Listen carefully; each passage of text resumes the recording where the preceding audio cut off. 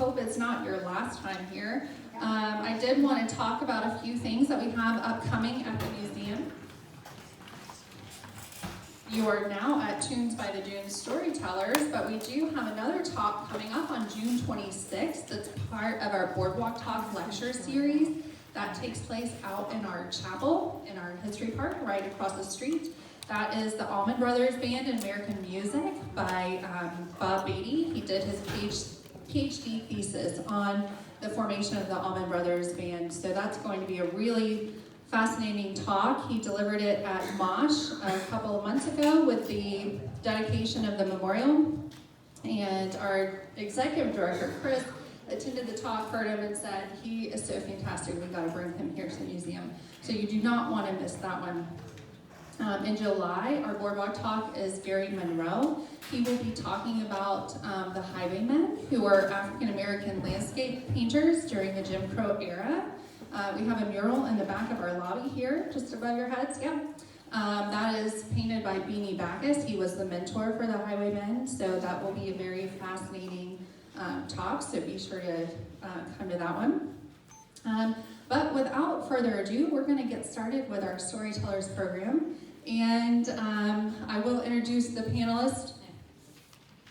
I won't say too much about them. I was asking a few of them for some interesting facts that I could use to introduce them, and they immediately launched into storytelling, and I thought, okay. I will say less and let them say more. I wanted to say a word about this program. We try not to moderate it. We let our storytellers do the talking. It is unscripted. We don't really give them questions ahead of time to consider. We really just give them a topic, which is music at the beaches and what their contributions were, what their memories are, what their stories are related to music at the beaches. We'd like for this to be an interactive experience for our audience, so feel free to jump in, ask questions, or if someone mentions something and you were there, shoot that hand up and we'd love to hear about it too, while keeping in mind that we want to respect our panelists too and let them finish what they're saying. So I will go ahead and introduce who we have today. A lot of them probably need no introduction, but I will do so anyway. We have on the end Mr. Sam Veal. He was raised in Ponte Vedra Beach, and tell me if you think this is true or not. He was a professional ballet dancer. True. He is probably most well known for his Springing the Blues fame. The first festival was held here in March 1991 and drew a crowd of more than 3,000 people in its first year. He has had the opportunity to host acts such as Joe Bonamassa, Derek Trucks, Susan Tedeschi, and Magic Slim, and the list goes on and on and on, and I'm sure you'll hear all about that today. Sitting next to Sam, we have Cara Burky. She is a singer-songwriter and founder of the Blue Jay Listening Room. Who's been to Blue Jay before? Mimi, I love that place. She founded Blue Jay in 2014, and it's now at its new location, which opened in 2017 in South Jacksonville Beach. It is a fantastic venue, one of my favorites at the beach. She was born in Georgia, but we don't count that.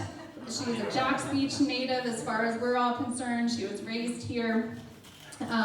She starts every show at Blue Jay with, so what's a listening room? And so if you go to Blue Jay often, you've heard the spiel.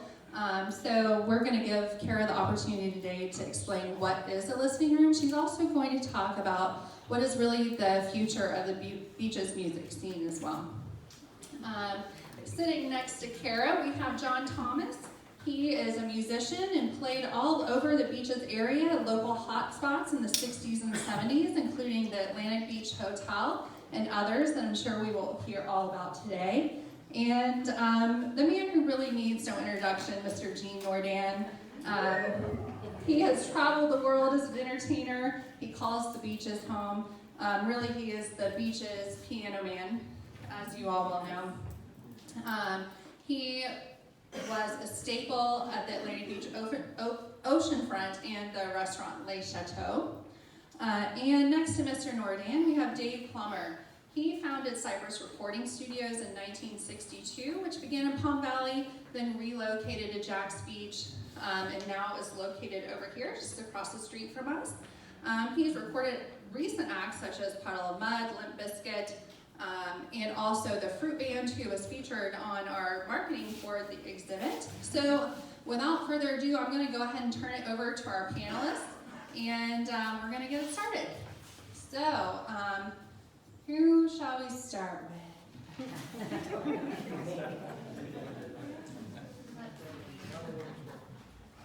You don't want to start? Okay, then we'll come down here. Sam will start. All right, take it away. Oh man, did you see what he did there? That ain't right. I think it's funny for me to go first because I'm the new kid on the block and I should probably be last if we're going chronologically. But I just opened Blue Jay Listening Room in this new location in 2017, and if you've never been there, what are you waiting for? Please come.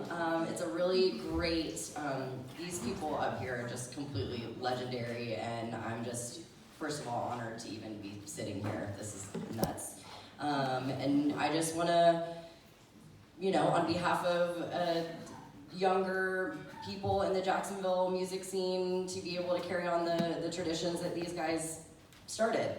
And so I opened up a space, a listening room. It's a space where you come and you'll listen, and you silence your cell phone, and you're quiet, and you don't talk during the show.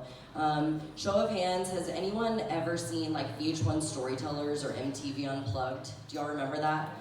Right? So it was they had everyone from Neil Young to Pearl Jam and Nirvana and all kinds of different genres, and they were given the opportunity, hi guys, those are my friends. They were given the opportunity to tell their stories behind their original music. I grew a little tired of I don't want to talk smack or anything, but the musicians that are playing at local bars and restaurants and forced to play in the corner and sing songs they didn't write, and they're not necessarily given the opportunity to sing songs that they do write, and we have some absolutely incredible singer-songwriters, musicians right under our noses, right around the corner, and Blue Jay is a place for you to come and listen to their originals and appreciate them without the bar shenanigans, if you will. I don't know what else to talk about. It's Sam's turn. Malcolm, do you have a question? What was your inspiration for Blue Jay? Well, great question, thank you. My inspiration was MTV Unplugged. I remember as a kid watching that and being just completely fascinated by, you can hear a song and you can all interpret it completely different ways, and that's the beauty of music, and what a cool thing to be able to go somewhere and hear why this specific person wrote this tune that may have meant something completely different to you, but it's a cool thing to just for people to be able to, they bear their hearts and souls on stage, and half the time no one's listening, and so that was just, I don't know, I think I'm just like an 80-year-old trapped in a 31-year-old's body, and I just much prefer to sit and listen as opposed to the norm, if you will. And so far, so good. Apparently, y'all are liking it. So it's very, very cool. And thank you for all of you that have been supported. And my sweet Loveland's wearing their Blue Jay shirt today. Yes. I want to make a comment. I've been there a couple times, and your music is for all ages. Yes. It's not MTV or Absolutely. It's for everybody. Gene and I have gone quite a few times, and it's fabulous. Yes, you're doing a good job when the Nordans walk in. So personal. It's very nice. Thank you. I love you. Thank you. That is a very, very good point. I've been asked many times what my target market is, and when it comes to music, that's a really hard thing to narrow down. I have traditional jazz groups, I have blues groups, I have singer-songwriters, rock. Speaking of the Allman Brothers, favorite band of all time, so I'm a little, I booked the band, so there's like a lot of Southern rock in there. I'm a bluegrass fan, there's a lot of bluegrass, you know, so it really is all over the place, and I always encourage everyone to come no matter what, even if you've never heard of the band or the artist, because it will always be quality, and you will not, it's all over the spectrum as far as audience goes, so that's a great point. Anybody else? Mom, you can't say anything. I'm sorry, I didn't hear you. How do you find your acts mostly? So that's kind of all over the place as well. You know, I thought, to be honest, I was going to be knocking people's doors down to play at Blue Jay for years. I had no idea what to expect. And luckily, the music scene is very small. And I mean, it's not, but you know what I mean. And people talk, and so a lot of people come to me. I am a huge Spotify listener. I love NPR. So I'm constantly just searching for new people and sending emails. And some people think I'm crazy when I say that I have an 80-person venue. They're like, why would we play there? It's 80 people. But then they hear from their buddy who played there that that's the 80 people you want to play for. So, yes. I just want to mention, I attended with another friend of mine, and Cole, to one of the an ABET, well actually, I think it was either ABET or a Dial Ride. Dial Ride, yep.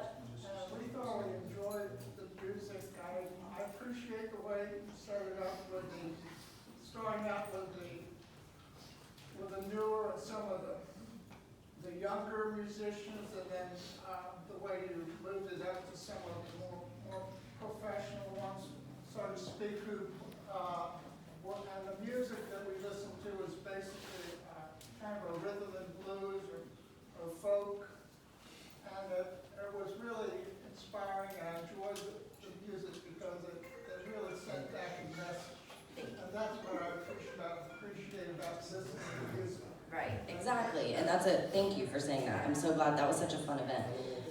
And that's the whole goal, is that you walk out and you heard something that night that inspired you, and because you listened, you know, it's the listening room. Yes, Mother. Oh, that's a good point. So, really quickly, I'm going to very briefly tell you why it's called Blue Jay. We have the story of why it's called Blue Jay on all the tables, so you can read it when you come in length, because I wrote a novel. But my grandmother passed away, and at her funeral, a blue jay it did not fall, flew out of the tree above where her casket was and flew around the crowd, and to the point where we couldn't ignore it. People were like, what's going on? And the person that was speaking, who was my grandmother's Sunday school teacher, is that right? She said, okay, Sylvia, we know you're here. And from that moment, my grandmother was always a Blue Jay, so that's why it's called Blue Jay Listening Room. And she was a fantastic warrior woman who inspired me, so that's good juju. Yes? I'd just like to say congratulations to the forerunner of a new national television show called The Songwriters. Wait, what? There's a TV show coming on, in place of The Voice, Right. but it's called Songwriters, and it's based on people coming in and previewing their song and being noticed and the words being listened. So Right. I congratulate Thank you. And that's very cool because, right, they picked the songwriter. They're not picking performers, right? Correct. In that show? They're Yeah. picking the songwriter, and it's an Adam Levine thing, and so Okay, cool cool. beans. Yeah. Thank you for saying that. Yeah, it's a cool thing. Tell Mr. Bojangles' story. Oh, yes. This is about Eugene. I don't even know if you remember. At the chateau many years ago, far before I was born, my dad went to Fletcher, was best friends with Tommy Veal, Sam's brother, and so there's connection up here. I'm just, again, can't believe I'm sitting up here. And years ago at the chateau, apparently I was told, and this is also by my dad, so I don't, we'll see, Gene can confirm, don't deny it though, that whenever my uncle John Murphy would walk in, you would play Mr. Bojangles by Jerry Jeff Walker, right? And then my uncle passed away in a parachuting accident during Vietnam? No, it's South Africa. South Africa. Yeah. So I'm so glad y'all know this. And after that, apparently, whenever my dad was around, you would play Mr. Bojangles. And then, I don't know if you remember this, but when you used to play at Mackenzie's in Ponte Vedra, you would, anytime my mom and I would walk in, you would stop whatever you were playing and play Mr. Bojangles. And whenever I got married, I danced with Mr. Bojangles with my dad at my wedding. So, isn't that cool? Anyway, you guys can talk too. I'm handing it over to Sam Veal. Oh, no. Yes. Where exactly is Blue Jay? Well, hello. That's a great question. If you'd like to learn more about Blue Jay, if y'all know where, like, Bonefish and Roy's are right there, right? It's directly The water tank. where Pineapple Post used to be, and that little area where Casa Maria Mexican restaurant is, it's upstairs from that. So if you're in that little courtyard right there, if you look up, you can see it. There's a sign and blue lights and... Is there an elevator? No, I'm working on it. I know. I should start a GoFundMe because I can't afford it. But we'll get one eventually. I'm definitely working on it. But I hope y'all will come. Yes, ma'am? What are the hours? Also a great question. I'm very bad at selling myself. We're open Thursday through Saturday, and then most Sundays, our doors open at 7, shows start at 11, and end around 10:30-ish. And there's usually a set break. So if sitting down for 2.5 hours and not speaking sounds a little daunting, there is a set break. And shows, did I say that? Shows start at 8. Did I say that wrong? Shows start at 8, and then if I have the opportunity to book like a national or anything, I'll book them Monday, Tuesday, Wednesday. So it's a little bit of a willy-nilly schedule, but if you go to bluejayjacks.com or Facebook or Instagram, all those things, we're on there, and we have a bar. Thank you, Mom. Comfortable couches, it's great, it's comfy seating. Do you still have snacks? We do not have snacks anymore. No one was eating them. But there's a Mexican restaurant directly downstairs if you need some chips and salsa. And we do have beer and wine. I have a fabulous wine list and a great beer list that Kat back here has actually crafted herself. She's my bar manager. She's amazing. And it's really great. So come. Yes, ma'am. Can you bring food from downstairs? It's kind of situational. If it's a sold out show and there's a ton of people in there, I don't love it just with smells and sensitivities and stuff like that. But if it's a slow night, I'm totally cool with food. You just kind of gotta feel it out, I guess. Yes, ma'am. So usually our tickets are anywhere from $20 to $30. That's pretty typical. We seat 74. I sell out at 70 online, and then I sell 10 standing room tickets at the door. So, there's plenty of seats. If you pre-purchase a ticket, you'll have a seat. You just gotta get there on time-ish. But yeah, usually 20 to 30. Anybody else? Oh my gosh, I didn't think I was going to have anything to say. This is great. I'm so nervous. Yes, Jean? What happened to your Georgia accent? Well, I haven't had anything to drink, Jean. What do you say? You said, what happened to your Georgia accent? It's gone. You're right. That's weird. Yes, ma'am? When you do buy a ticket, it's seating is first come, first get there. Yes, ma'am. It's There are no bad seats in the house, right? correct. Yes, absolutely. Every table is set with intention. Everything is done with intention. I'm borderline OCD and very detail oriented. So yeah, there's not a bad seat in the house. Seats are comfy. I just want you to feel like you're in my very cool living room that doesn't look like my living room at all. But yeah, anybody else? Okay, John?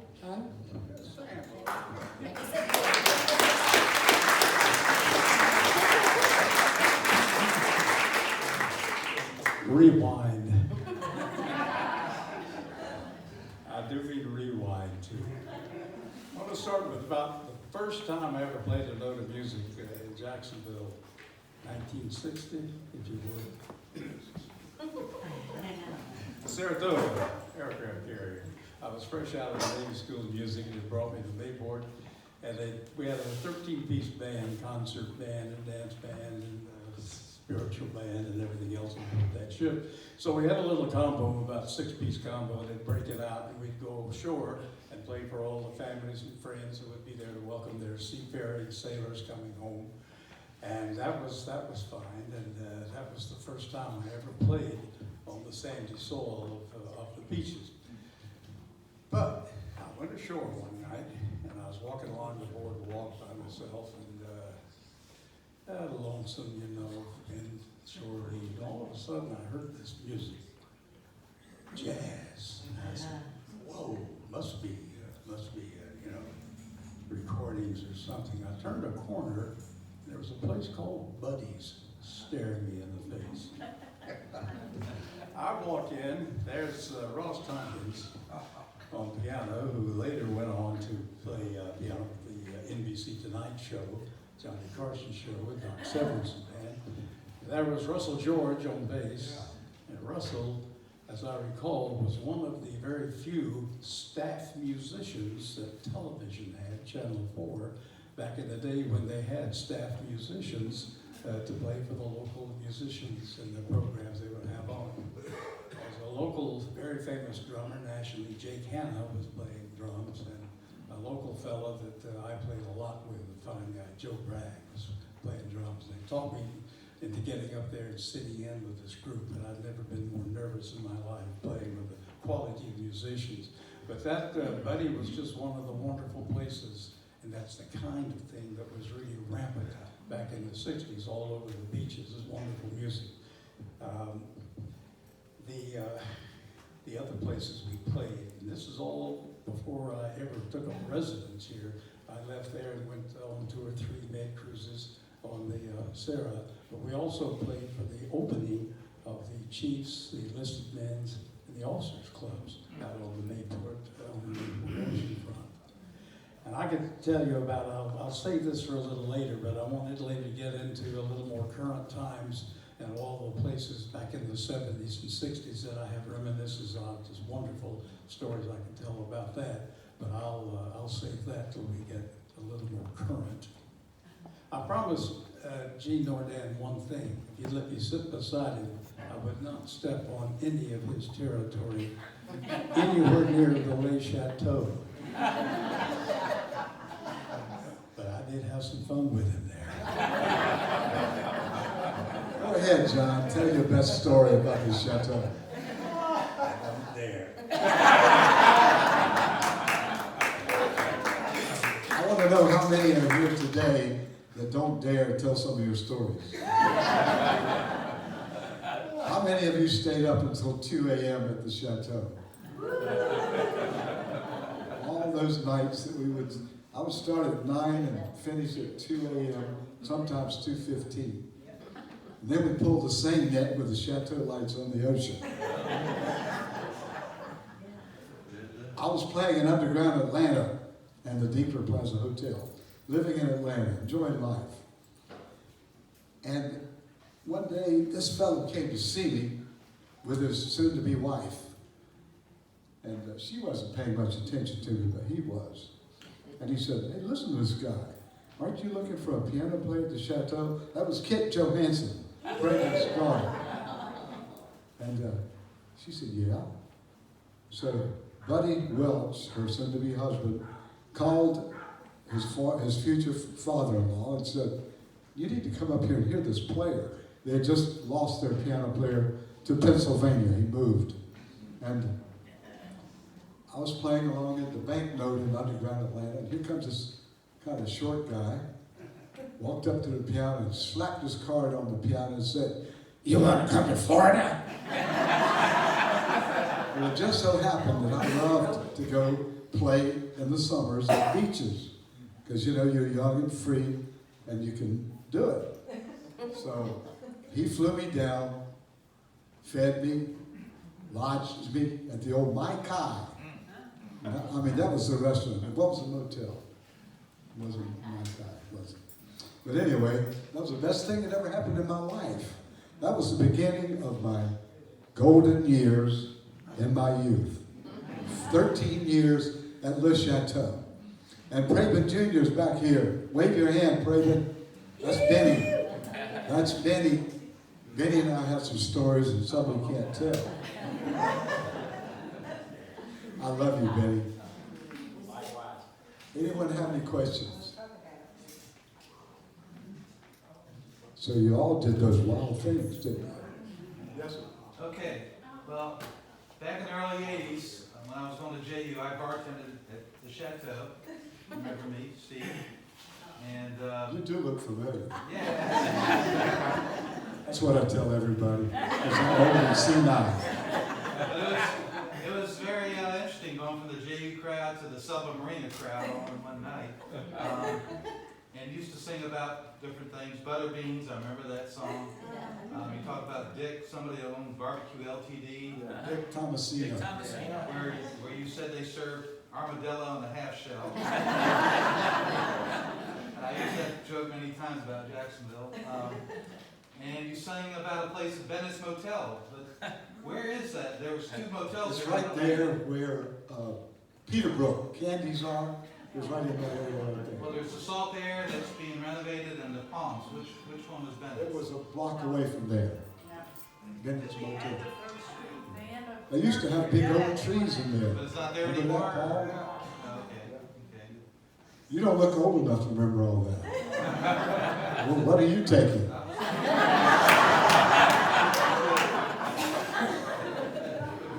It was all your words. It wasn't me. Tell your Liberace story. Well, before that, I've got an even better story. Then I'll tell the Liberace. You mind? Okay. Malcolm Marvin, who married Kathy Johansson, and they later established the First Street Grill. Well, Malcolm came to me one day, but long before the First Street Grill, and he said, I got some tickets to go on the family day visit to the Forrestal or the Saratoga, one of the aircraft carriers. He said, I've got some blue ribbon tickets, and I have some common tickets, and unfortunately, you're going to have to take one of the common tickets. You can go on deck there and mingle with the crowd while we go have lunch upstairs. So, okay, so I was glad to go, so I went with him and went on the Forrestal, standing there among that huge crowd, and Malcolm said, I'll see you later, man. I said, okay, Malcolm. He goes on up the stairs to where the captain's quarters were. Suddenly the captain showed up, the CEO of the CO of the Forrestal. He said, hey, Gene, you want to come have lunch?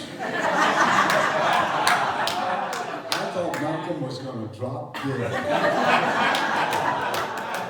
It just so happened that all of those commanders and chiefs and everybody else would come to the chateau every night and sing along with me. And that's how I knew Pete, the CO of Forrestal. That's one of my favorite stories. Liberace. I was playing regular night one night. It was a weeknight. Cold, slow night in February at the chateau. And we got a phone call, we being Mr. Johansson. And it was a phone call from Liberace's manager. He was performing at the center down in Jacksonville, the big center. And his manager requested that we stay open late so Liberace could come have dinner after his show, which would be around 10 or 10:30, 11 o'clock, somewhere along there. So Mr. Johansson said yes, and he excitedly came up to me and told me what was coming. And he said, we're going to call our few best friends, and we're going to close the doors after he gets in, and we're going to have Mr. Liberace here dining with us. So sure enough, he shows up. He walks in with a sweeping, sheared beaver coat on. It was February. Down to his ankle, the coat was. He hung it up in the foyer. He went on to dinner. So after dinner, I was really surprised because he came into the piano bar and he sat right here on my right stool, so close that we could have shaken hands. He stayed till 5 a.m. So I'd already played 4 hours, can you imagine? And my former wife went out and tried on his sheared beaver. That's the worst thing could have ever happened. And so it just so happened that Liberace went to the bathroom through the foyer while she had that coat on, and he caught her. And he was very, very gracious. He just laughed it off. And I don't know, it was quite a situation. He played one song, and I played till 5 a.m. And he had a show the next night in Orlando. Can you imagine? Could you do that, Paul? Okay, any questions? I just would like to make a comment. My name is Roland Rourke, and I lived in Arlington before, and when I first came down here, my family and I lived at the beach, so we loved being at the beach, but my father was involved with Jacksonville University, and we lived in Arlington.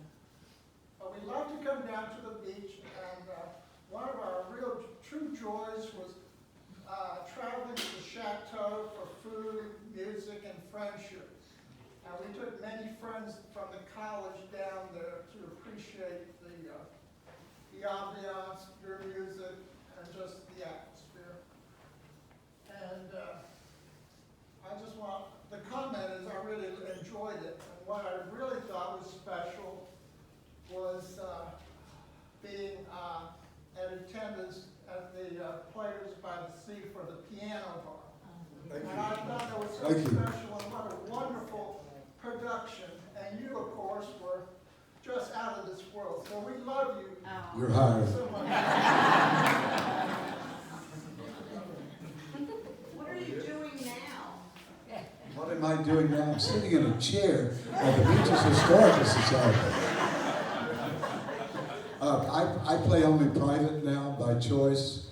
I play Sawgrass Country Club a couple times a month, San Jose, Jacksonville Golf and Country. I do a lot of private parties still.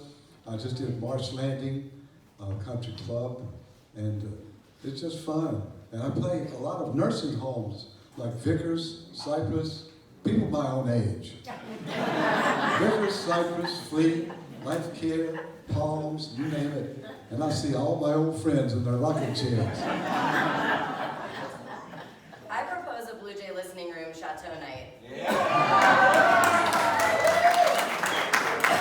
And now you have to say yes because it's in front of a bunch of people. If you'll help me up the stairs and give me a snack.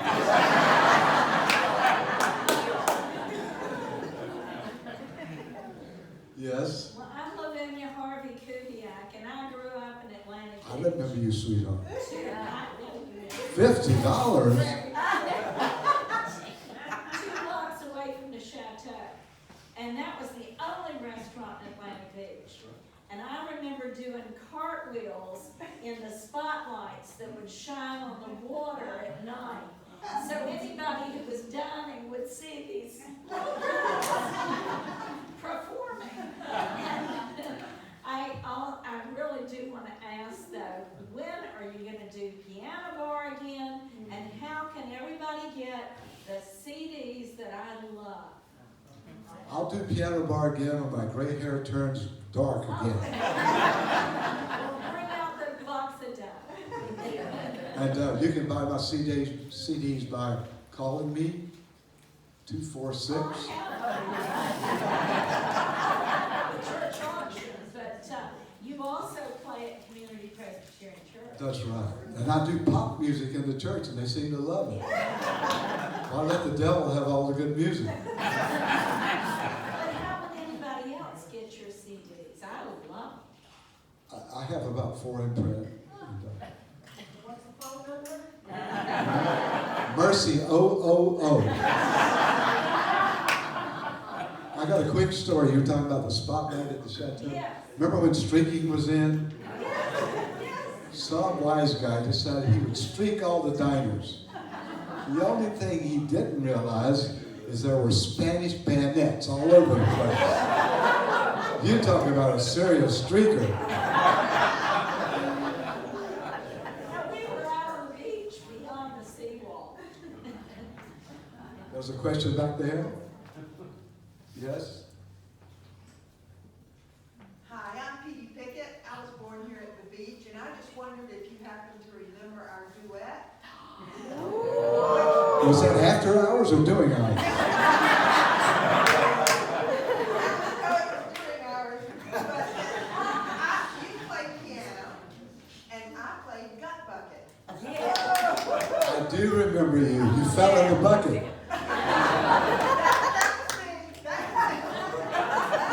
Brenda Johansson used to love the gut bucket. And I remember she was 20-some years old playing the gut bucket. Pardon? Yes. Is that the Pickett family from Mayport? Palm Valley, actually. Palm Valley. You Okay. know, we're all just a few degrees away from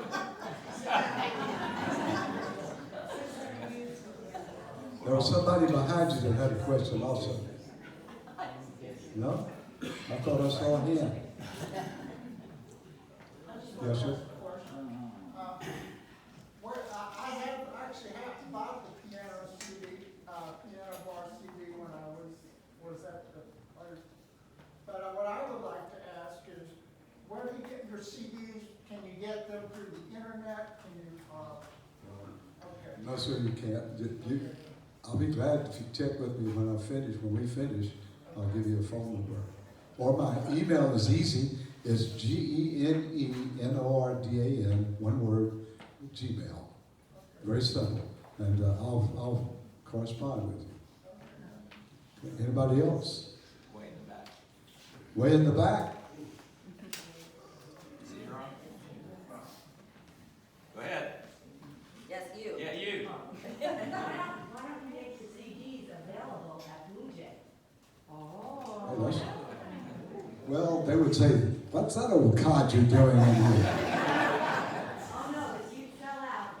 That's a good idea.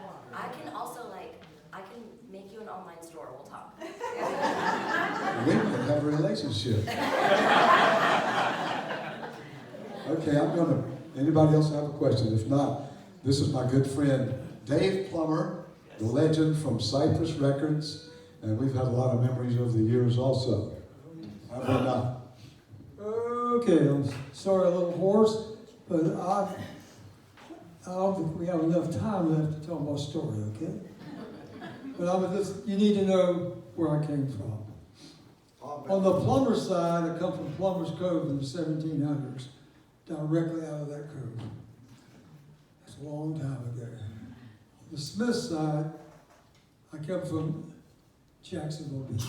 My grandmother and grandfather were the 19th residents on this beach. My grandmother sewed the first flag that ever flew in a lifeguard station. She was an incredible cook. She was a nurse. You made her mad, she'd shoot you. Better tell you something. She sewed wedding dresses for everybody at the beach. My grandfather became mayor, city engineer. He mapped this whole beach out. Every street you go up and down, he surveyed it. Every one of them. There's nothing but palmettos here when they got here. The cemetery, each one is my grandfather. This is about music, but there's other things being talked about besides music. So that's a little bit of my history being here. I was 3 days old when my grandmother took me in to raise me, and she already had my 6 sisters. And I had a broke collarbone from St. Luke's Hospital. There's a picture of me in front of the St. Paul's Catholic Church about 3 days ago. But my aunt used to play and come over to the house. She drank a little bit. My grandma didn't want me to be alone drinking. She'd make me go to bed. So I'd sneak out and get under the dining room table and listen to her anyway. And I just remember the Wabash Cannonball. And that's probably one of the first songs I ever learned to sing. So I'm going to move a little fast. But something happened to my aunt and she passed away. So about when I was 9 years old, I was going over here to the movie house, and I came back where Lee and Kate's glass is, was a Sinclair station, brand new, had an opening, and a guy was sitting there playing a lap steel guitar. And I said, boy, I want to do that. It just seems like it was fate or something. About a week later, a guy come knocking on the door and says, I'm Mr. Evie. I give Hawaiian guitar lessons. And my grandmother started giving me guitar lessons. I took them maybe a year. Then we decided to move to Palm Valley. I mean, Palm Valley was really Palm Valley in 1952. And so I got out there and I said, gee, I think I'm going to play the Spanish guitar and sing. And so by the time I was 12, I wrote my first song. It wasn't bad.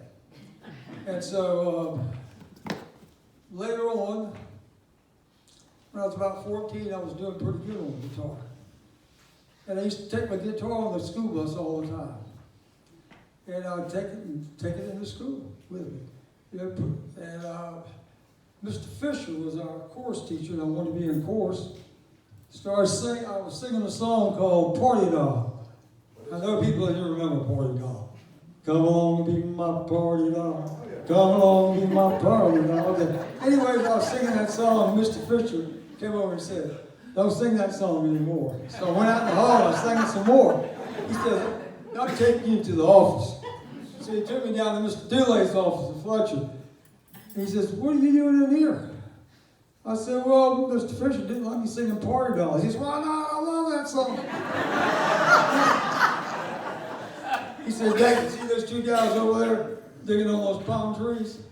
He says, it'll be 15, 20 minutes, it'll be lunchtime. Just go out there and dig a little bit, go to lunch, go back to class. So, anyway, I kept taking my guitar on to school, singing a lot of songs, a lot of good old rockabilly, country, pop type songs. And it was just Barry Hughes. Sometimes Barry Hughes was my bus driver. Y'all don't remember Mary Hughes, but I can tell you all about the beaches, I can tell you all about Palm Valley. And she was a school bus driver. And I'd be going to school, and I'd run up to, I said, Mary, stop the bus. She said, why? I said, I'm not going to school today. I'd jump off my guitar and just walk through the woods right now. She said, I can't do that. Can you imagine a school bus driver doing that today? Anyways,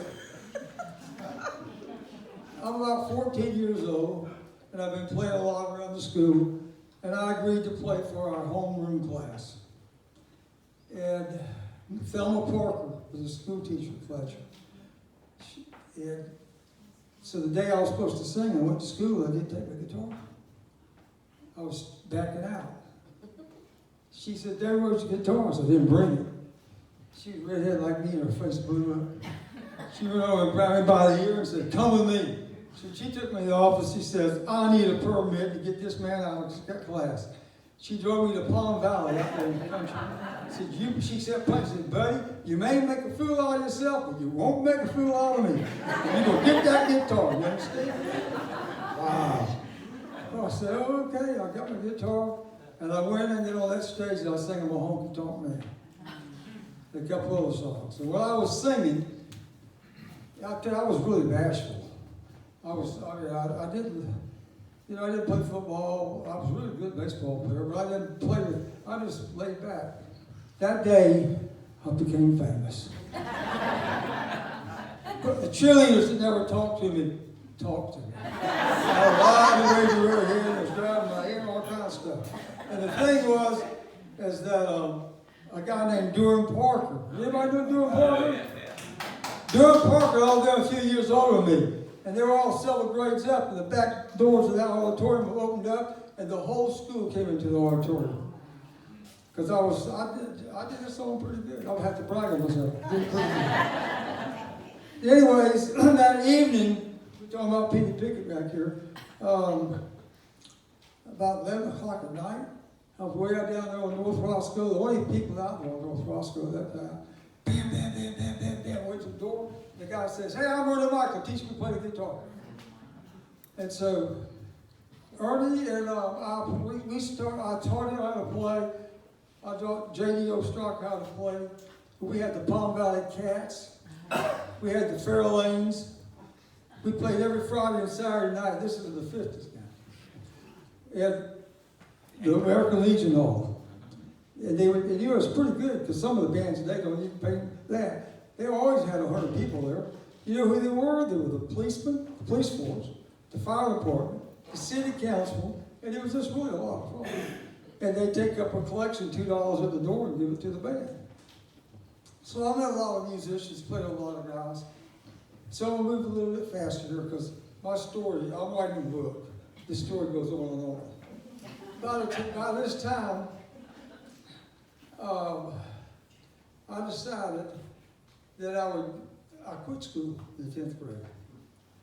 See, I'm pretty smart now. I built my first house when I was 21 years old. I had my first recording studio by the time I was 21, 22 years old. And I went to, because I quit school, my sister said, come back to Memphis with me. I have a sister living in Memphis. I went to Memphis and I was sitting there playing and singing. And one of her girlfriends said, why don't you take in to Sun Records? I said, no, I don't think Sun Records like me. So the next day I had an appointment at Sun Records. You ever heard of Sun Records, anybody? Sam Phillips, Johnny Cash, Elvis Presley, Jerry Lee Lewis. Okay. But anyways, I went there and I auditioned with this song I wrote when I was 12 years old. The guy, and I had a little recording of it because we made one here locally. And he played it, he played it, he played it. He started, so you got any more music? I said, no, I got a guitar in the car. He said, go ahead. I sang a couple of songs. He said, what are you doing tomorrow night? I said, nothing. He said, you'll be recording. So they took me to Sun Records and started recording me. Matter of fact, Jerry Lee Lewis was sitting in a room with me when I recorded. When Sam Phillips came in and listened to the song, he said, it was a rockabilly song. It's kind of an updated song. He said, he looked up at the speakers and he started listening. He shook my hand. He said, son, I like everything I hear. You just keep it up. I said, but you know, I'll tell you the truth. I got to tell you. I was raised kind of with my grandmother. It was, that was a wild bunch up there. In those early days, they were already doing drugs and getting drunk and doing, Jerry Lee Lewis, you ever watch his story, done some crazy things. But anyways, I got homesick on my 18th birthday. My sister came out, she said, you're homesick. I was looking at the moon, I was thinking, what are all my friends doing on Jack's Beach? So I came back, and I started recording in some other studios. I didn't have a studio yet. And I watched some really good stuff happen at Sun Records, but I came back and I got the urge and I also wanted to record a studio. So I was living with my grandmother out in Palm Valley. There was a little building there that was on that property when she bought it. And that would said, it's just about a 10 or 14-foot building. I asked her, I said, can I build a studio out there? She said, yes. So a strip boat came along and knocked a dock down. And I took the boards off and ran about 2 by 4s. I put, I was a pretty good carpenter. I put tar pick on the inside, left it where it couldn't rain in. Put insulation on the wall, and that made an addition to it. And there was etched glass on that little building. It said, Cypress Logging Company. Palm Valley is big cypress. A lot of the cypress in everybody's houses around here came out of Palm Valley. Huge cypress trees. So I named my studio Cypress. In the early days of Cypress, my friends, Ernie and all of them come and say, let's go to the beach. Let's go have some fun. I said, I'm building a studio. He said, man, you're crazy. You're not building a studio out here in the swamps. I said, yes, I am. So I bought some used equipment, got that thing going. And there's some amazing recordings I started making in there. Y'all don't know who they are. I know who they are. Because I thought that a lot of this was about the history of the music and this scene and how it grew. There was a guy named Buddy Beverly. They called themselves Buddy Beverly and the Sparkles. They came and recorded with me. I put them on Cypress Records, and they played all over Jacksonville Beach, and they were going to Fletcher. By this time, they were about 22, 23. Then there's a Ronnie Peretta. He came, he was at Jacksonville Beach. He brought his group in, and I made a record for him. There's a guy from Hee Haw. Found out about my studio, who was in the club one night. His name's Kenny Price. I don't know if Kenny Price was one heck of a singer, but he was on RCA Records.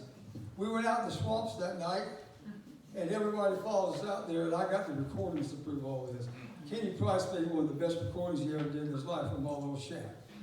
And so I decided, well, you know, I'll tell you, the tide came in, the tide came under my studio. I remember several times the tide was out, we recorded, they said, how did you get out? I said, well, look, your pants stuck off your shoes. And so anyway, we had a lot of fun recording in Palm Valley. Did a lot of great things. So, as time went on, there's a guy named Drew Lombard. I was still in Palm Valley. He died a few years ago. He became like a son to me. And I preached his funeral. I get teary-eyed. But anyways, Drew was the best blues players that ever walked the face of the earth. Guitar players. He was just a kid. He wasn't playing guitar there. He was playing keyboard. He was playing that Beatle type stuff there. Anyways, so I ended up moving my studio down to Martin G. Williams building, which was down here on the corner of 9th Avenue and 3rd Street. I was there from about 67 till I built my new studio in 75. And I recorded a lot of bluegrass. You talk about bluegrass. I recorded a lot of, I didn't write all this down. Something happened to me 3 weeks ago. I didn't get to prepare all this. And I would like to talk about it, but I'll just tell you, I had open heart surgery 2 weeks ago. And I said I would make it here. And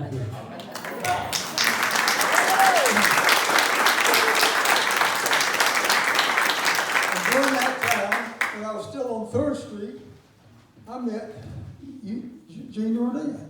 He came over and did quite a few commercials and jingles and played on some of my music. And I was doing gospel, bluegrass, and some of the local guys. And I built that new studio right over here, that purple building. Dick McMeekin introduced me to you. Yes. My friend Dick McMeekin came to record in Palm Valley with me. We ended up going to Nashville and doing some mixing and mastering and coming back. Dick was a fine piano player. He was an entertainer. He could be funny and he could be serious. He was a character. But you talk about a 13-piece orchestra from the ship, they recorded in my studio in that Palm Valley. I got the recording on that. He brought them out there. I'm sure it's the same one. So, as time went on, I ended up doing quite a bit of playing and singing. I didn't like bars, because everybody was drunk and raising Cain and getting in fights and all that stuff. Hey, me the American Legion all at once in a while, something broke out. But I went to a club one night with a girl. She said, come, I got us a job, a place called the Hawk's Nest. I said, okay, she said, just you and me, we'll go play. So I jumped on the stage with her, and I played about 2 songs, and I started putting my guitar up. She says, what are you doing? We won't get paid. I said, I don't want to get paid. I'm out of here. And so I went and played those rough places. But somebody said, David, they need a band at the Four Winds. Didn't you play the Four Winds? I remember you playing the Four Winds. Four Winds was the best club this beach ever had. It was like a Vegas. It was like a Vegas club. It was built for entertainment. Acoustics were great. You had, guess what, there? To get in that place, you had to put a jacket on. You could walk in there with barefoot and your shirt hanging out. You had to have a jacket on. So I went and played there 6 months. But the thing was, I was playing with a band. And when I left my guitar on the bandstand, which was crazy. It was a Fender Strat. And so I said, let me go get my guitar. I'm going to work on something before we play tonight. I got there about 3 o'clock. And everybody around the bar said, give us a song, give us a song. I said, what? Come on, give us a song. I said, wow, okay, I'll play some. I ended up playing until about 6 o'clock. I looked up and here the band came in. So we played from 3 to 6 and from 6 to about midnight. And that night the owners came out, they had taken over the Four Winds. And they leased it from Jimmy Keys. And by that time, I'd already been on Indiana Keys TV show a couple of times with Jimmy Strickland and all of them. But I got to tell you, everybody ever heard of Jimmy Strickland for TV? I recorded the only record for him that I ever sold for him in that swamp studio. Matter of fact, the guy that was recording brought him out there on a Sunday afternoon. He said, and he, of course, Jim Atkins. He ran WAP radio. He said, Dave, I'm gonna bring Jimmy out there. I said, really? That's great. I love Jimmy. So he brought him out there in his big show bus. And he got out there in his daylight. There's all country roads out there, man. There's nothing paved, all dirt. Jimmy, the big tall guy, that came put his arm around me and said, David got a problem. I said, what's the problem? He says, I gotta throw this in here. He said, Jimmy's embarrassed. He's recorded in Nashville. He's recorded in New York. But he's never recorded in a shack. I said, you're the one who brought him out here. I said, okay, I'll tell you what we're going to do. It's Sunday afternoon. Just go out and say, Jimmy, you're out here with your band. We're just going to have a little rehearsal. And David's going to record rehearsal. We're not going to try to cut a record, just record rehearsal. So all of a sudden, Jimmy said, we'll do that. And he had some fine musicians, the best in the world. They set up in there, well, they cut one track. Now you got 24 tracks, 100 tracks, 300 tracks, all over the stuff. So anyways, they played the first song. And I was doing the playback, and Jimmy started creeping up to the door. He walked away. He creeped up. All of a sudden, he flew in my control room. He says, how are you getting that sound out of this shack? So we cut the only record for him to all those other studios called Buy Me a Record at Prize that ever got any decent airplay for him. The only one, right there in that shack. So let's go back over here. I built this new studio. I recorded 5 albums for the First Baptist Church. I had 85 singers in there, matter of fact. Then I had a lot of the combos and ensembles I recorded. Things just, Gene started coming over there and doing demos. What you get is what you want, that is. Burger King. Huh? You did Ayers, Bob Ayers. Bob Ayers is cooking something good for you. You got that really pretty girl over there that sang all the time. Didn't sing for your commercials. But I did a little album for Gene. But the years went on. I made it over there 43 years. And I can't begin to tell you how many groups I've recorded. But you know what? I really messed up this double on my mind, but I got so much to say.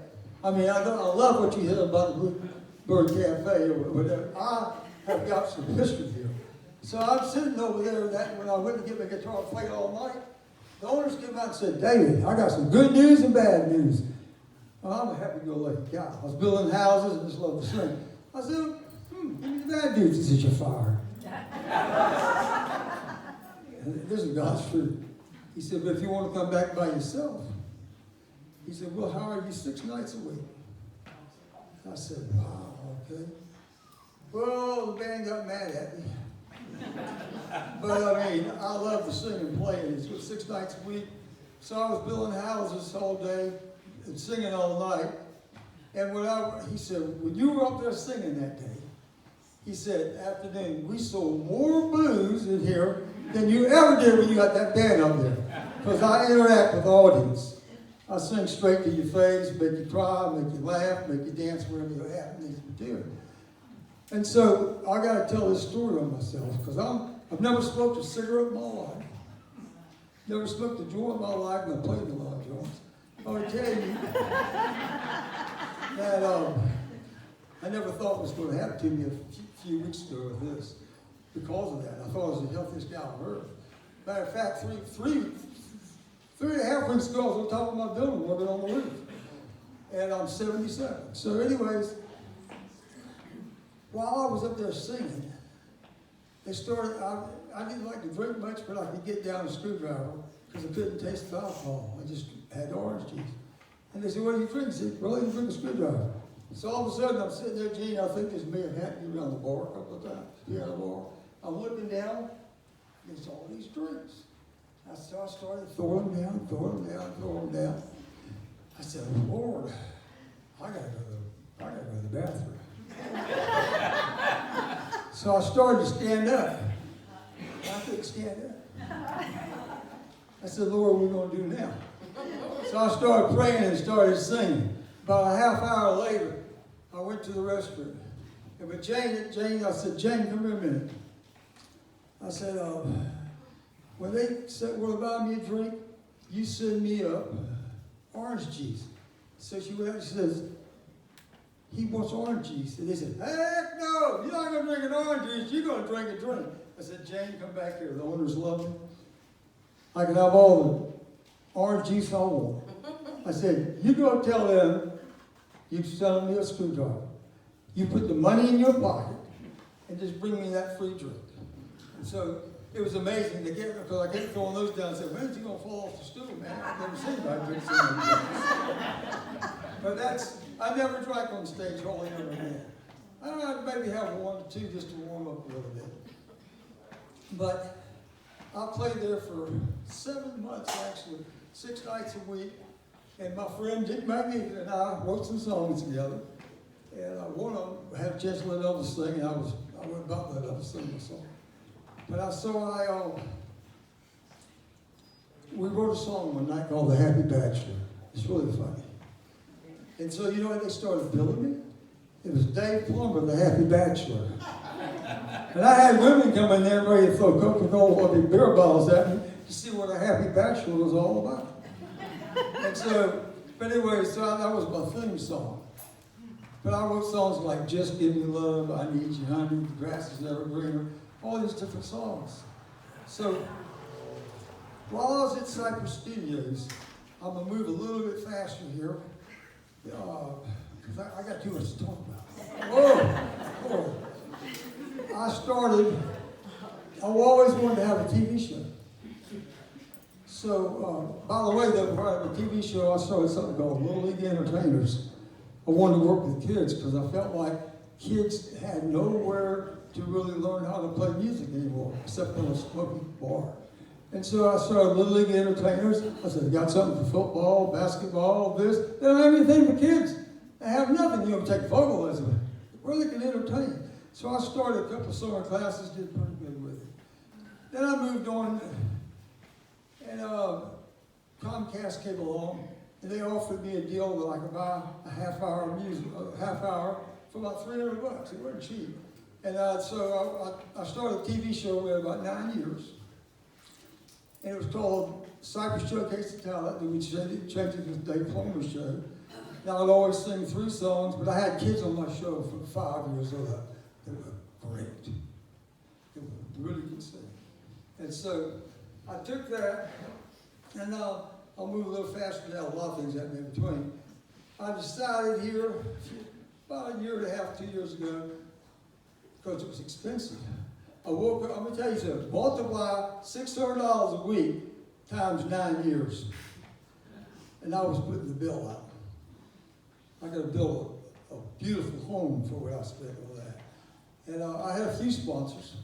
And I can tell you a bunch of stories about my sponsorship thing where I was riding there, I'm down the road. "My God, we like you better American Idol. Man, you're Mr. Red Hot. You're Freight Train Blues. You're this." But anyway, I had a lot of fun with that show. Now I'm starting Get Beach TV. GetBeachTV.com. It's going to be an internet television show. I only didn't build a recording studio over there. I have a big 18-foot ceiling. I can seat 60 people in there, cabaret style. I have a big courtyard in the back. But I'm going to have a listening room too. I'm going to be doing live shows for acoustic players, jazz, piano player, anybody that wants to be on my show. And I'm going to be getting 14 cents a day for memberships. 14 cents a day is what I'm going to be charging. That comes to $5 a month, comes to $50 a year to support Jacksonville Beach's first, and I'm in the first recording studio, the first television. Really, I'll be having switchers. It's going to be incredible. It's going to be good. Dave, I got a question. I want to hear what Sam Veal has to say about Say what? I haven't waited. She out-talked me already. I got to talk a little bit more. Sam. Huh? Okay, we get to Sam. But anyway, when Sam was just this high, he used to ride that school bus with me. He saw my guitar on that with me. We got to get to Sam, that's right. But there was a thing here one time, somebody said that Drew Lombard was the first band that was here. No. Drew Lombard was great. because we go back to the 50s. And before, I was the first kid that ever played guitar at Fletcher High School, by the way. But this is not about me, but I think it's interesting that you know that I don't like drinking, I don't like smoking. In my listening room, you'll be drinking tea, coffee, and I have a big stage, I have great lights, I have a good system, I got great cameras, so you can come over there. If you can't make it over there, you're going to be able to watch it on TV.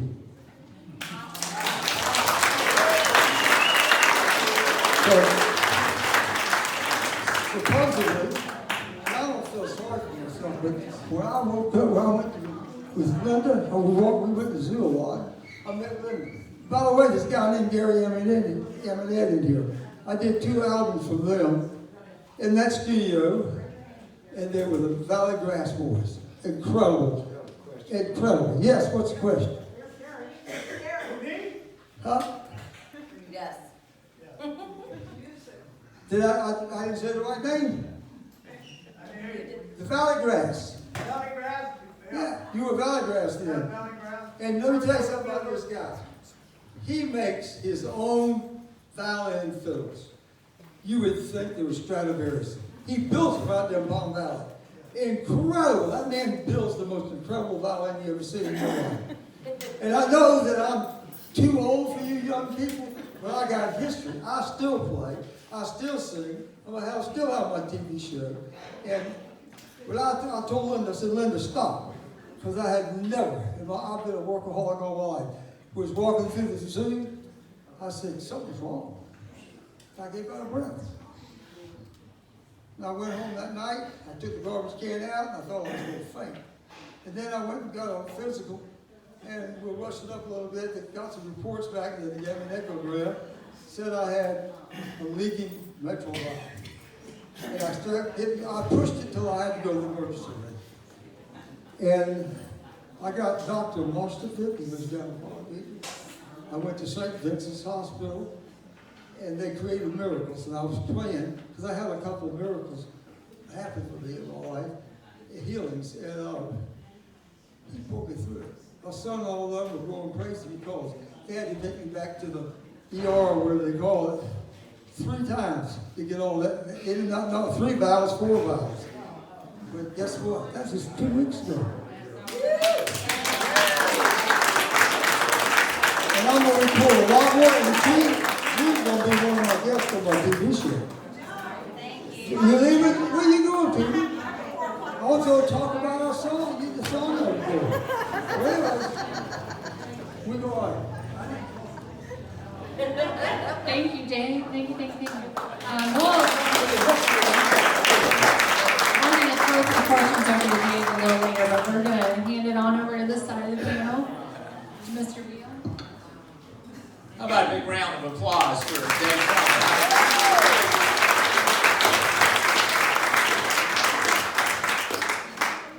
Before I get started, does anybody need to use the bathroom? Take a break, go back in the bag, get something to eat or drink or that.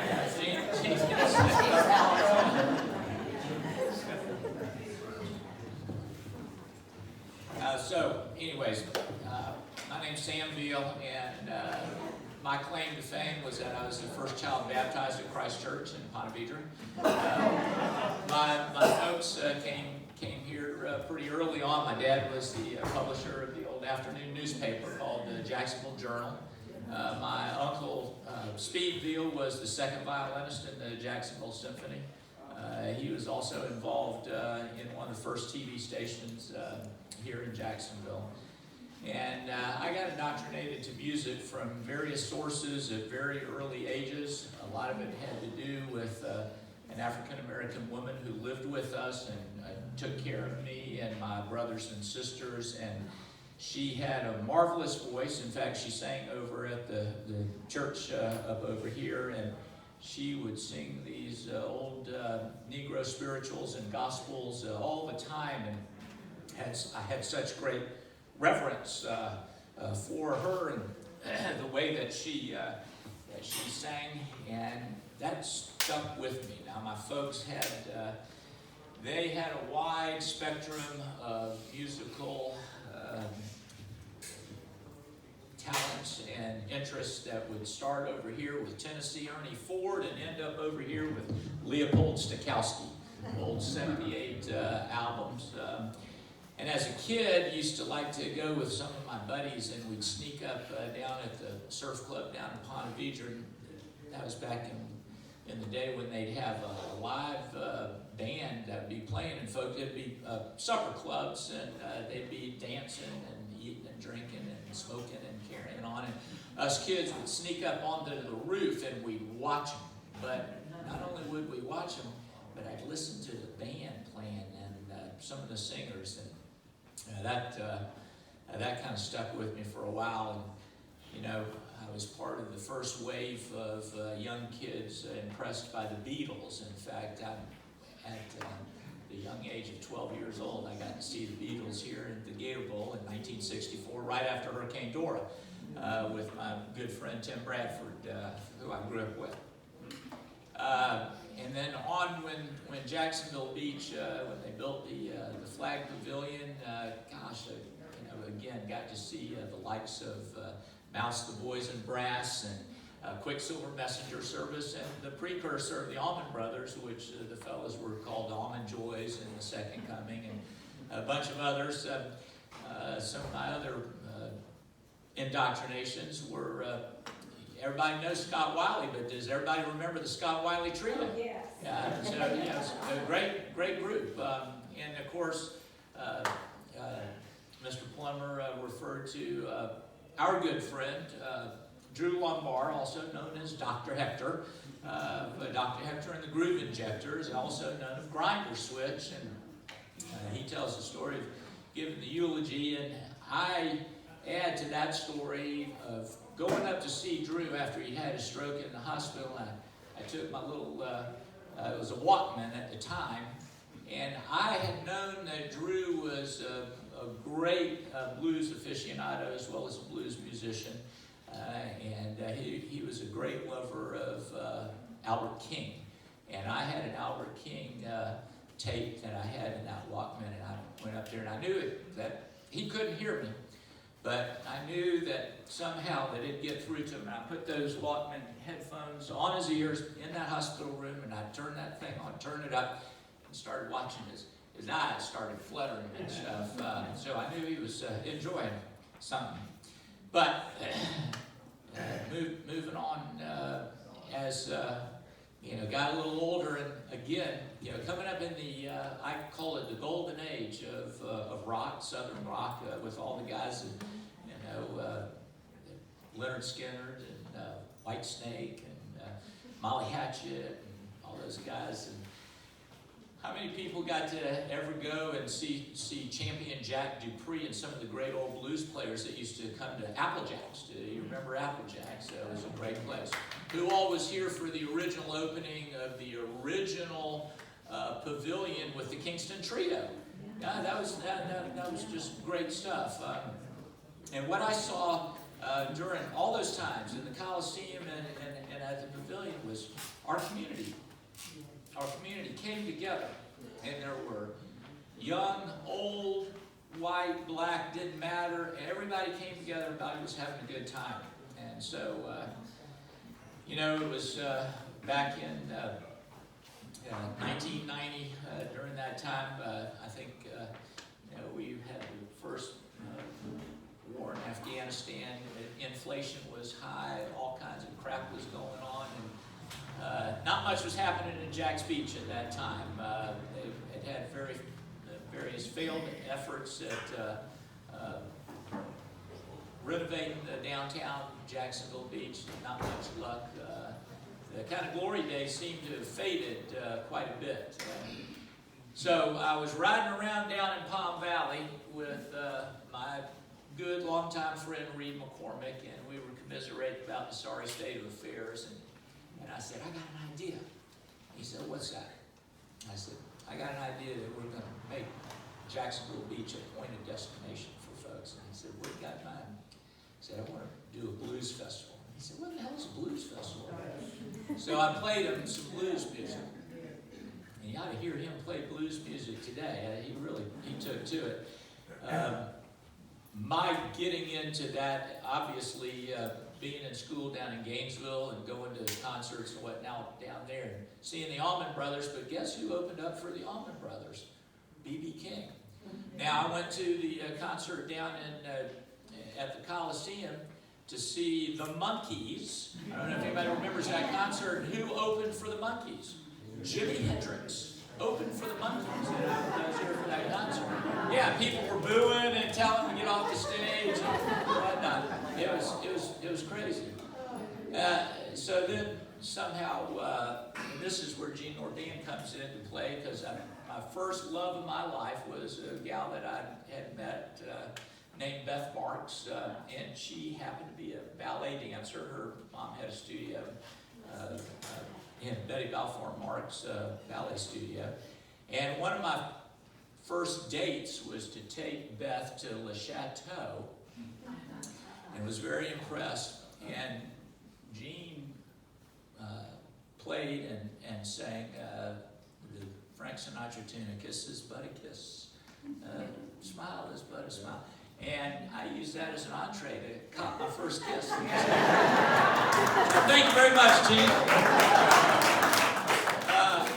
So anyways, she goes off and does her thing, and I go to Gainesville, and somehow, some way, and this is another story for another time, but I became a professional ballet dancer. First, I became a ballet dancer. Then I went to New York and became a professional ballet dancer, joined American Ballet Theater. I was there when Baryshnikov defected and joined the company. In fact, he taught me how to do double tours. And believe it or not, from there, I went to the Iranian National Ballet in Tehran. And that was a real strange time of life. And interesting, because that's the ambassador to Iran at the time, that when we arrived, we got to go to a fancy opera that night. I think it was the Mikado, but the ambassador was Richard Helms, who had been the director of the CIA. So again, another story to tell at a later time.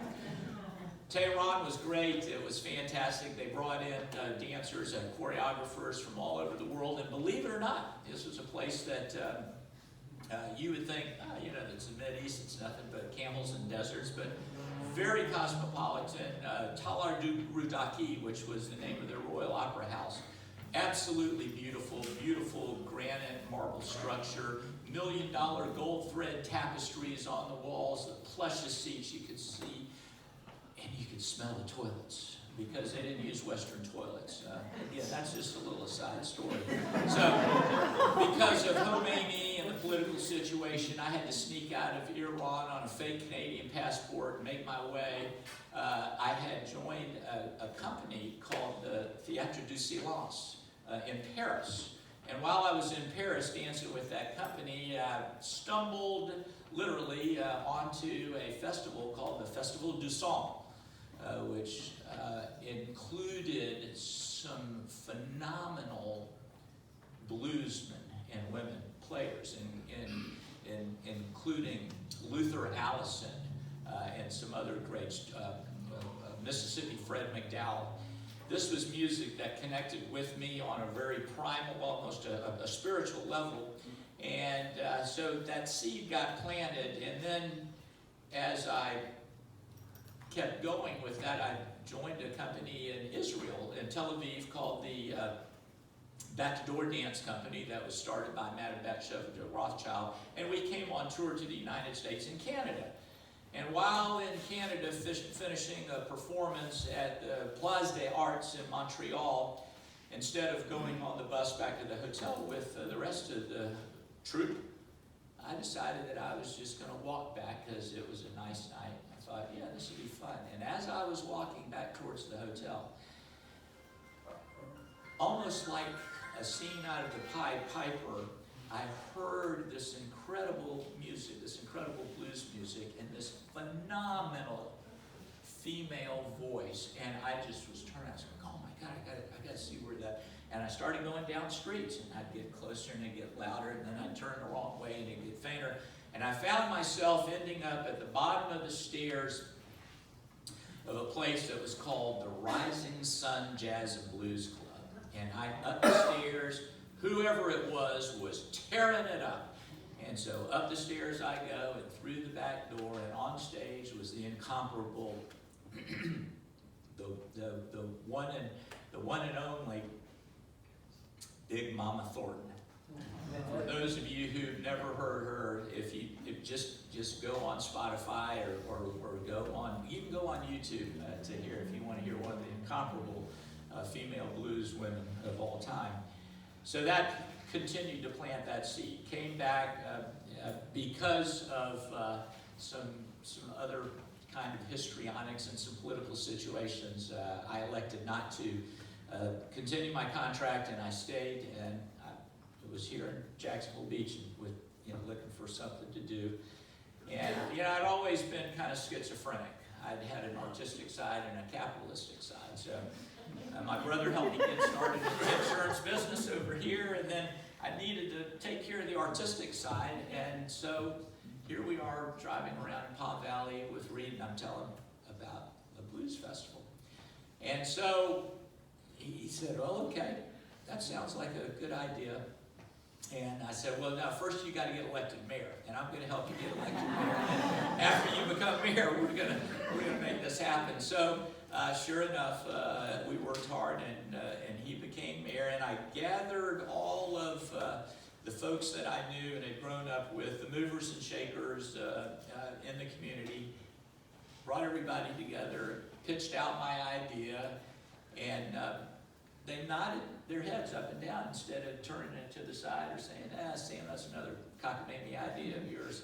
And so then it came the part of finding the talent, and which that's the key to anything as an entrepreneur, as an impresario or a producer, is to, you've got to build an event that is going to really be profoundly moving to people. In that way. And I don't know how many of y'all have ever been to Spring of the Blues. I hope you have, and I hope you've had a good time. But there's nothing like when the first note hits and you see everybody, this big crowd of people, everybody smiling and carrying on. So at the very first one, we had a group called Sapphire, the Uppity Blues Women. And I tell you what, they were terrific. And we had Tinsley Ellis, who was a Southern blues rocker. And we had Noble Thin Man Watts and some others. And this was a free event, and we didn't have much money to go on, but we had a lot of people who were willing to help. And that's what the whole sense of it was. Because the whole idea is we were going to create something and make a point of destination event so that the city of Jacksonville Beach could be proud of it, and we would begin to do it year after year, and people would want to come back. And maybe sometimes some people would want to even, if they hadn't lived here already, they would move here and they'd become part of the community. And that's kind of what happened. We had 3,000 people our very first time, and it was like, wow, I can't believe that this happened. And it was a little one-day event. And so bit by bit, year by year, it grew, and gosh, in about 8 or 9 years, Downbeat magazine named us one of the top 20 music festivals in the world, which I thought was insane to get that kind of accolade.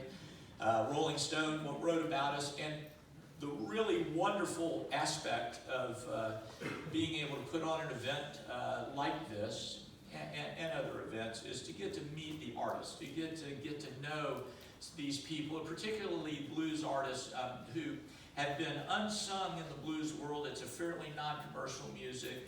A lot of them have been taken advantage of. A lot of musicians throughout the entire industry have been taken advantage of, but this was a way to bring them here and to have them on stage that they might not otherwise get that kind of opportunity. But what it did for me is it developed relationships with people that I'll remember forever. Now I'm going to tell you one little story here, and then I'm going to shut up because he did all the talking earlier. But then this is my connection with Dave Plummer. Besides being on Miss Hughes' bus when we were kids, and her son Steve Hughes, and he and I played football together at Fletcher. And actually, Benny Johansson and I have long history. Vance LeClaire and I have long history. In fact, Benny was the president of the 9th grade class at Fletcher, and I was the vice president. You remember that, Benny? Yeah. Now, you notice I called him Benny, not Craven, which, forgive me, but he calls me Sammy, so what can I say? So, it's a few years into Spring of the Blues, and I having to deal with all kind of various artists and these sorts of things. And I get a call one night, and it's probably 11 o'clock at night. On the other end of the phone, I hear this voice, "Is this Sam Veal?" I said, "Yes, may I say who this is calling?" "Well, this is Crown Prince Waterford. And I'm the greatest blues shouter you ever heard. My voice is strong, I've been practicing hard. You need to have me on your festival." I said, "Well, Mr. Waterford, thank you for your call. But I'm already booked up for this year. But I'll take it now." "No, you need to have me on the festival. I'm the greatest blues shouter ever lived." And I said, "Well, sir, I understand." And I would get a lot of phone calls from a lot of folks like this. And I said, "Well, sir, I'm sorry." And I ended the phone call. Thought nothing more of it. We had Spring in the Blues. And some of y'all may, you may have heard of the Oxford American magazine. I don't know if any of you know of it or get it. It's the University of Mississippi. But they also produce a magazine called Living Blues, which is a magazine that honors American, African-American blues music artists.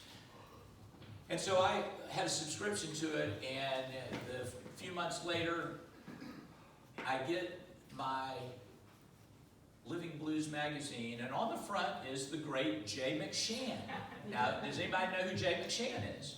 Well, he's a great jazz artist. Pre-war, big band kind of jazzman. And I'm reading this article about Jay McShann, and in it, all of a sudden it says, "And some of Jay McShann's greatest performances and recordings was when he had the incomparable Crown Prince Waterford in his band." And I went, "Oh, F." So, you know, I mean, I'm just like beside myself, and I'm reading it over again. I'm going, "Oh my God, I can't believe that this has happened." So, this is a true story now. I go to the Jacksonville phone book because I thought, well, maybe this guy called it was a local phone call, maybe, I don't know. And I'm looking up, and I'm looking through the Jacksonville phone book, and there is one Reverend Solomon Charles Waterford in the Jacksonville phone book. And I say, well, let me take a chance. And I dial the number on the other line. "Hello? Is this the greatest blues shouter who ever lived?" "Why, yes it is. May I say who's calling?" "Well, this is Sam Veal. I've been waiting for your call. My voice is still strong. I'm still practicing. You need to have me on your festival." And I said, "Yes, sir, I do. And I'd like to meet with you." And so he told me where he lived. He said, "Well, it's over on the other side of the tracks." And it literally was on the other side of the tracks in Jacksonville, over on Green Street.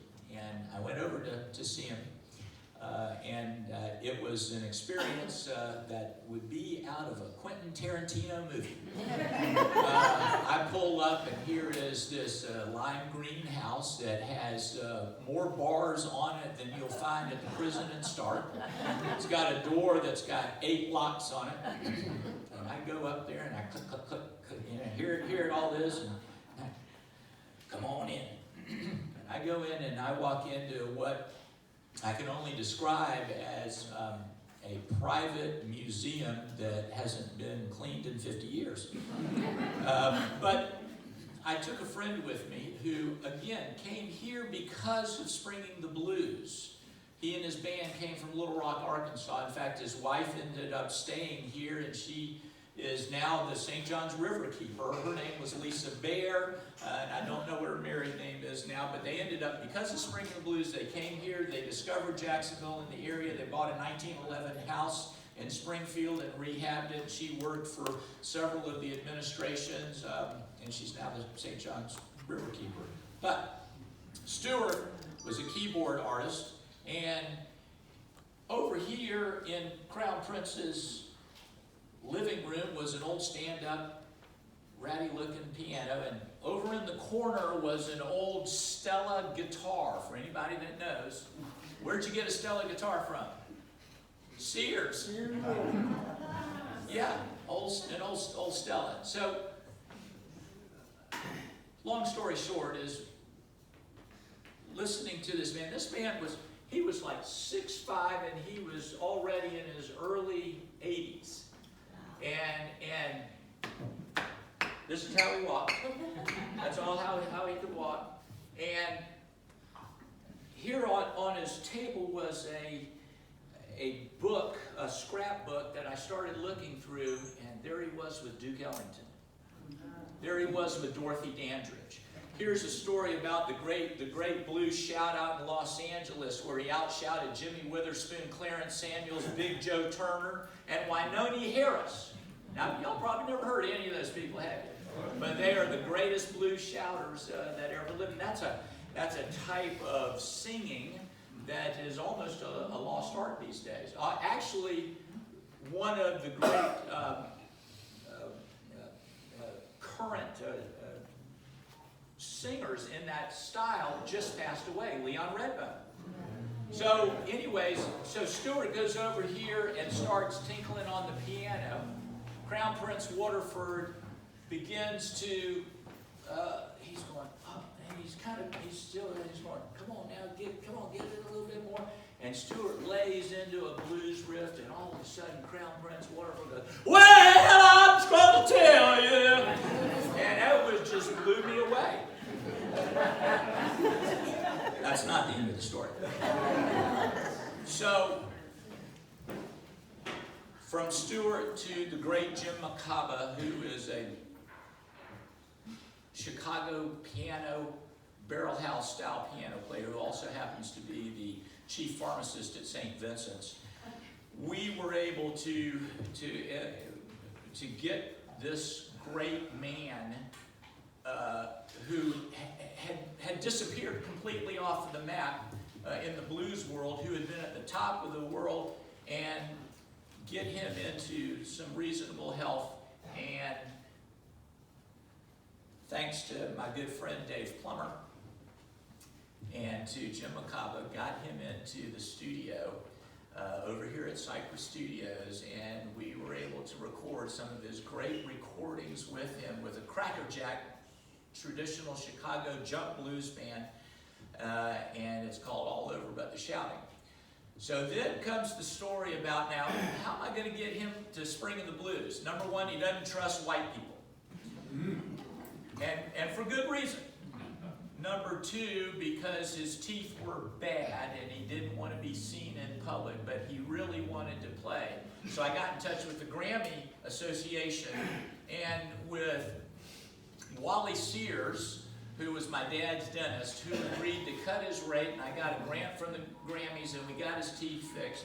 We still were trying to get, and we were rehearsing like crazy. And the great thing about rehearsing, my dad would go, and I would take my dad and Crown Prince over here to Parsons Seafood, and they would get the seafood platter, and there wouldn't be a damn thing left.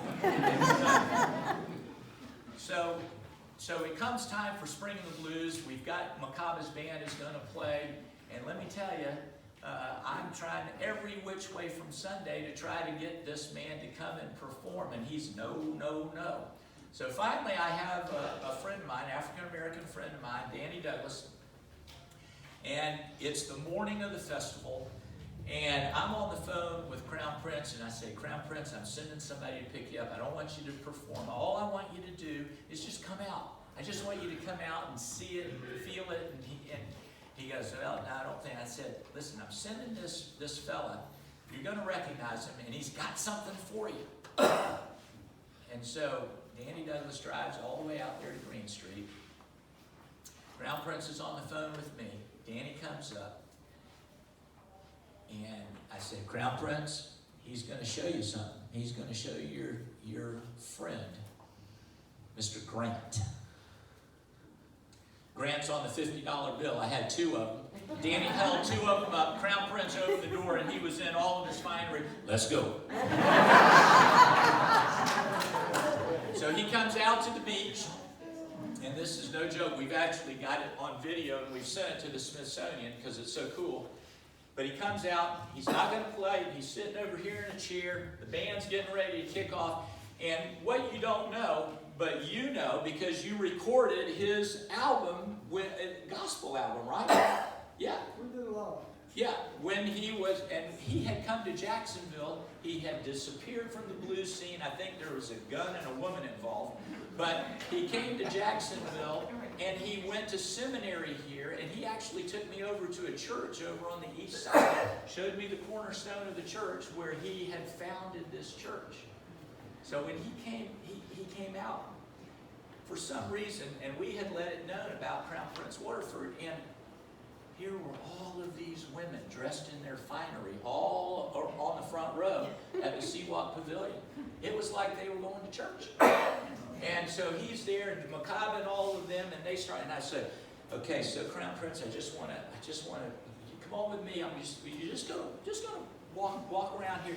And so I'm walking him around the stage, and I'm coming, and as he's approaching, and here's the microphone right here, and as he's approaching, the band hits the downbeat on the thing, and they start in, and he's looking, and he's like a deer in the headlights, and he's seeing all those women, and they're going, woo! And all of a sudden, he grabs out, well! And he launched in to some of the best kick-ass Chicago blues that I ever heard, and you can hear it. We have the albums, and let me tell you, it was just an incredible experience for me personally.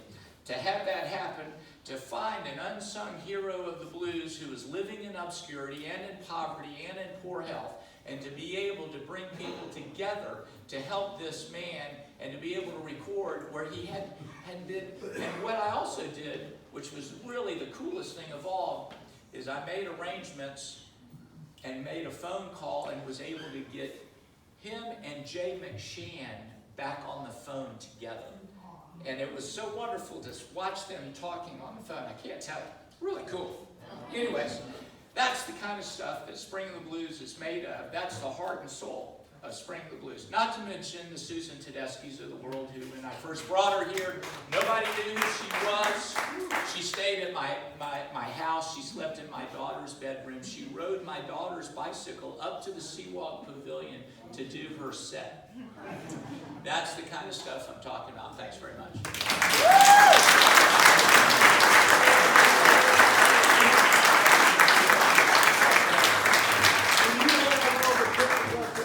Oh, yeah. That's good stuff. And I haven't even got off the naval base yet. I got to get off. I'll tell you how I got off the naval base during the daytime. The band was attached to the admiral on the ship, of course, and the admiral had to go over to the main side for about 3 months. And so he didn't know what to do with it. They had a band over there already, so he went to the captain of the Mayport Naval Base, and he says, how'd you like to have a band? And the guy said, I've never had a band before. He said, you got one now. So we stayed on that base for about 3 months, and all we did, we had our instruments out in the Quonset hut, and all we did was march up to the 8 o'clock in the morning, march up the administration hall and raise the flag, put the instruments back, hit the highway, and we'd be in Screwy Louis having a couple to about 9 o'clock. Anybody remember Screwy Louis? I remember Screwy Louis too. Anyway, that's the way we got off. I know we're running late, but what I'd like to do is take you just a brief and very brief venue tour of some of the places that we played after I did establish residence here in 1963. Do you remember Walt's Neptune Tavern? Played there, I'll bet you. And the Mermaid somewhere around Beach and First, I think, David. Of course, you mentioned the Four Winds, one of the great places. And the live bands we can't forget that used to play on the Jacksonville Pier, as well as the Flag Pavilion as well. Remember that? The Fisherman's Net, that was a great place to play. Of course, they didn't fare too well in 1964 with Dora coming to the Maikai. Oh, that was a great place to play. Johnny Hardage, he was owned that place and ran it. He was one of the members of the Hardage family. And that's right, Crystal Palace it turned into. We played up there from 4 till 8 every Sunday afternoon, and the great thing I liked about it, we attracted, because it's Sunday afternoon, and all the musicians playing, we attracted all of the finest horn players and other musicians to come and sit in with us. We had a great time with that. Remember a little place called A Nice Place? Well, as a matter of fact, I drove up one night to play, and I looked at a sign out there, and it said, Frank Sinatra Jr. with John Thomas Trio. I said, get a picture of that. Imagine opening for Frank Sinatra Jr. The Contiki. Now, this goes back a while, right? The old Contiki. Archie Leslie was a wonderful musician that a lot of us played with back in that time. He was a main player at the Contiki. Ward's Landing. Yep. And of course, later on, the Dolphin Depot. You remember the Inlet? Yeah, sure. Absolutely. That was down there. I think it's about the same size as the Bonville Lodge now. Yes. But we had some great times down there. The Harbor Lights Restaurant, Boulevard Bridge, yeah. And let us not forget, the Jacksonville Jazz Festival started out at Mayport. Mayport and all that jazz. One of the first festivals there featured Dizzy Gillespie, the Buddy Rich Orchestra, Della Reese, Marcus Roberts, you might remember, and a fine local big band. It was led by a guy I went to high school with in Wilmington, North Carolina, Bill Papes, the Illuminations. Absolutely, yeah. But anyway, we know what happened to Mayport, because they expected a few hundred people. There, Mike Talbert, during the Jake Godbold administration, he was the primary mover on that. They expected a few hundred people there. They had 25,000 people showed up there in the village of Mayport at the first time. And then the Navy got a little scared, I think, a little sketchy about having all that many people next door there on a Sunday. But anyway, that is some of the history that I have. And one thing that really happened to a lot of the musicians in this town, when we had all the hotels downtown, the George Washington and Robert Myers, you remember the Mayflower and of course the Roosevelt. A funny thing happened on the way to Disney World in about 1966. All those musicians that used to play down there and in a lot of the places all over this town, boy, they got out of Dodge. They went down to Orlando and joined the Disney group. Yeah. And so that took a lot of musicians away. The funny thing about it, too, about musicians, the way things change from the very young, what's going on. I know some of the old timers, Gene will tell you, churches and retirement communities are some of the main venues now. But thank you very much. I've enjoyed it. Who's got something?